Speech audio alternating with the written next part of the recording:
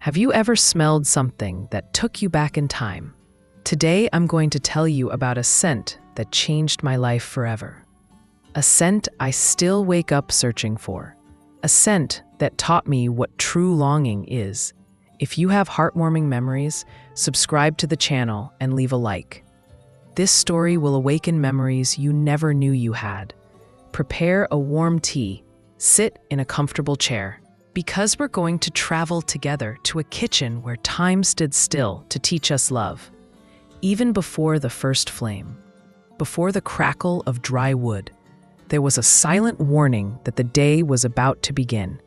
The smell, a scent that arose before the smoke, before the fire, before even the feet touched the cold ground.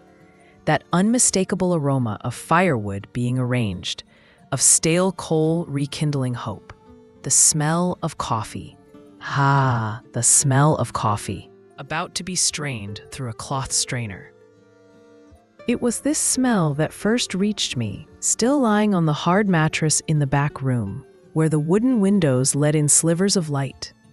My grandmother always woke up before everyone else. I don't think even the rooster dared to crow until she was already up. She had a silent way of moving. Nothing about her made unnecessary noise. Not her footsteps, not her gestures, not her breathing. But what gave it away was that smell. Warm, slightly sweet, and yet rustic. As if the world began there, in the roasted coffee strained through cloth. Have you ever had a memory that came through your nose? That woke you up before your eyes even opened? Her kitchen didn't have much furniture.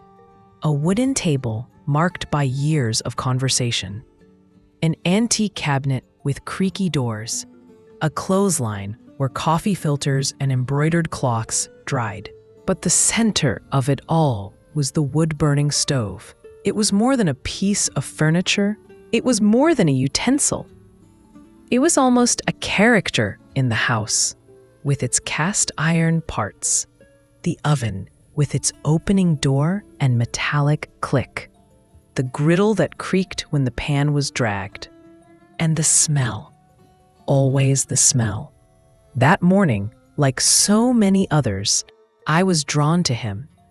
I left the room barefoot, treading carefully so as not to break the spell. Sunlight filtered through the cracks, illuminating particles in the air. Like a set from an old movie, she was already there, bent over the stove, with a scarf tied around her head, her apron over her flowery dress, her hands busy with the ritual of lighting the day. First the twigs, placed in a cross, then the old newspaper, folded neatly. Next, a bottle with some kerosene, which she kept hidden on top of the cupboard. She blew slowly. The fire grew obediently. The smell gained strength. It was the scent of the beginning of the world, of something about to happen. And then, with the flame steady, she would place the kettle on the hot plate and begin to brew the coffee. "Are you awake yet?" he asked without turning his face. I nodded. She just smiled. It was just what the morning needed. I sat on the kitchen stool and watched. There was a profound beauty in it all. The sequence of gestures, the attention to detail, the patience with time. The pans in my grandmother's house weren't shiny. They didn't have non-stick coatings or famous brands. They were black, made of iron, heavy. Some had loose handles, others had slightly crooked lids, but all with a soul. And none of them were just pots. They were part of memory, part of ritual, part of our history.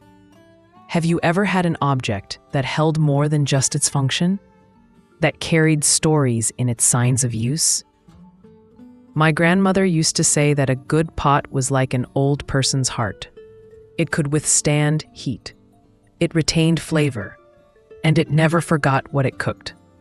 There was the bean pot, big, deep, with a dent on the side. It was in this pot that the beans slept overnight, soaked in clean water.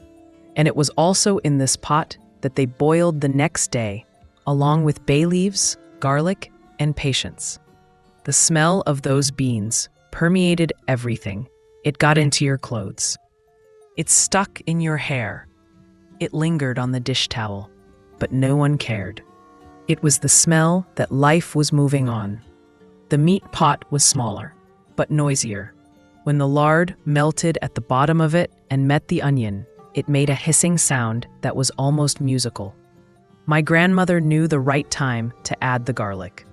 She didn't keep a watch, but she said it was when the onions started to brown around the edges, and so she guided the fire. The wood-burning stove required care. Nothing about it was automatic. The flame had a temperament. The heat spread unevenly. But my grandmother knew his way. She knew when to turn the pan, when to change its location. And as he stirred the beans with his wooden spoon, he talked about other things. About neighbors, about childhood memories, about recipes he learned by watching other hands. Every pot here has heard a lot of talk, he said. They know secrets that you don't even know you've told. And it was true, because eating there wasn't just about eating.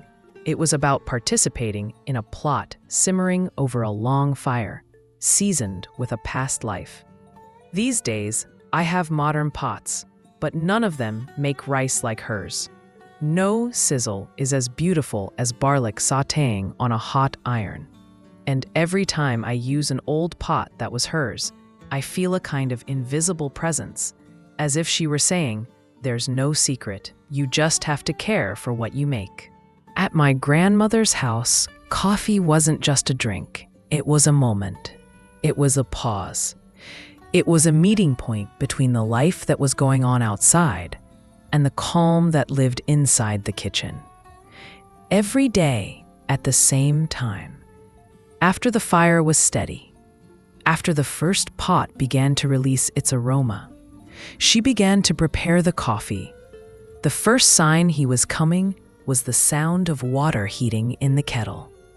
The one with the loose lid and the bent spout. No matter what condition it was in, it still served well. The filter was made of cloth, darkened by time, hand-washed with great care and attention. My grandmother made a point of caring for the cloth. She said it held the secrets of good coffee, and that a new filter needed a bit of a beating before it could be trusted. Coffee brewed in a cloth with a history has a different taste, he said, as he added the coarse grounds in the right amount, without a spoon, just by eye. She poured the hot water as if blessing, a thin stream, constantly, in circles. And the smell that rose was like a prayer in the air. Have you ever smelled coffee mingling with burning wood? It's a scent they don't sell anywhere. You only smell it in your grandma's kitchen. The cups were all different. One had a chip on the rim. Another had a faded design. But none of them were left out. She said that everyone had their favorite cup, even if they didn't know it. And I always got the light blue one with the bent handle. The coffee was strong, almost bitter, but warm and gentle. She served with both hands, as if she were offering more than just a drink. "Sit down, let's chat." And it was there, at the edge of the table, that the most sincere conversations were born.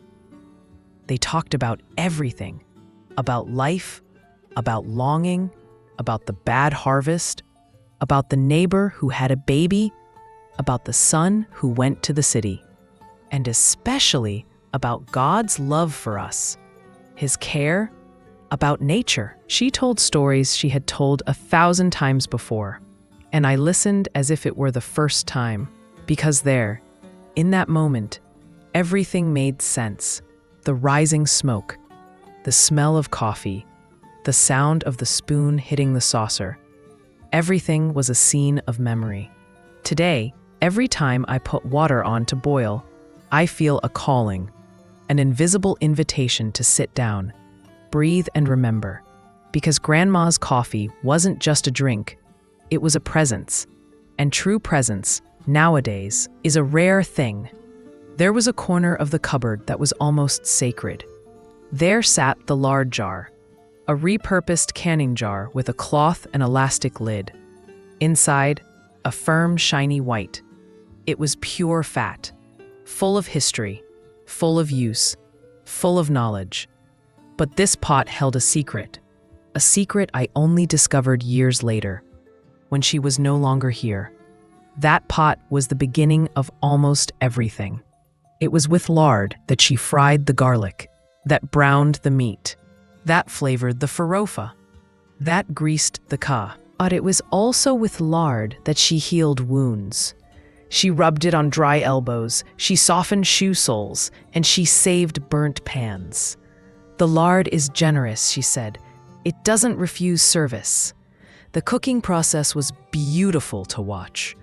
The bacon pieces went into the heavy pot, carefully cut with a knife. They melted slowly, releasing an alluring aroma. Then, she strained it through a clean cloth and poured it into the jar with ceremonial hands. We had to wait for it to cool, and when it hardened, it was like a white full moon in the glass. "This one is new," he said proudly, as if introducing a child. But the secret she kept wasn't in the lard. It was in what she did with it. Whenever someone in the family was in need, she would set aside a little bit of that lard, put it in a small jar, and send it along with a pot of food. "Take this too," he said softly, to add flavor to the food. But it wasn't just to give pleasure. It was to give dignity. Because she knew that those who go hungry need more than food. They need to feel that they are not alone. And that fat carried her affection, her care, her presence. I discovered this by reading a letter she left. A letter that said, "The lard I gave wasn't just fat. It was a little piece of my heart." Can you imagine a love like this? So simple and yet so deep. Today, I use lard in the kitchen. I store it in a similar container. I do the same things. And whenever her scent fills the house, I remember those calloused hands, teaching with care, something that could never fit in a book. Every home has a moment when silence speaks louder. In ours, that moment was the day the wood stove wasn't lit, for the first time in decades. The firewood was still stacked outside. The grill was clean. The pots were in place.